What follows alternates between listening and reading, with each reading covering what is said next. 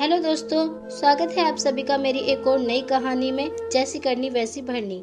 मायके के सारे सदस्य एक साथ बोल उठे, रीमा, तुम्हें अपने पति के साथ सुलह कर लेनी चाहिए। उसकी गलतियों को माफ कर देना चाहिए।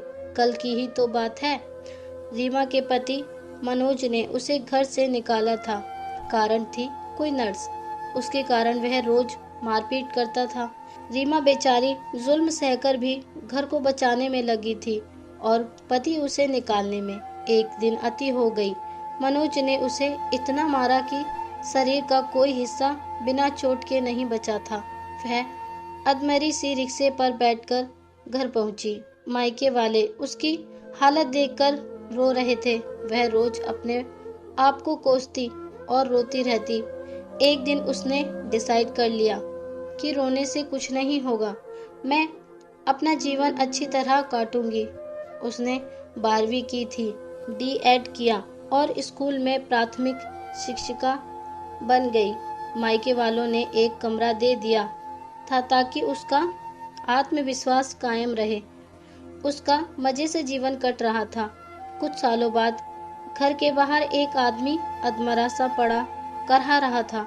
जब पहचाना तो वह उसका पति था। भाई उठाकर अंदर ले आया।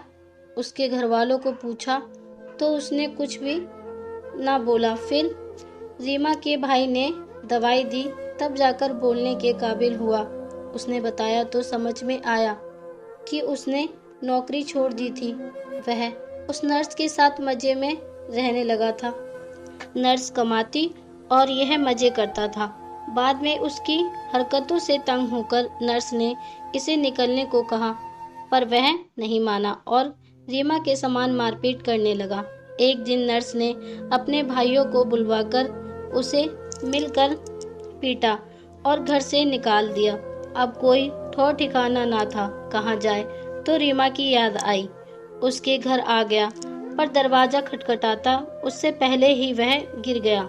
अब रीमा से रोज माफी मांगता कि अब मैं सुधर गया हूँ, माफ कर दो मुझे, फिर रख लो। घर वालों ने माफ कर दिया, तुम भी माफ कर दो। वह कभी नहीं मानी। भविष्य में भी उसने माफ नहीं किया। हमेशा के लिए उसने अपना जीवन अकेले ही काटा।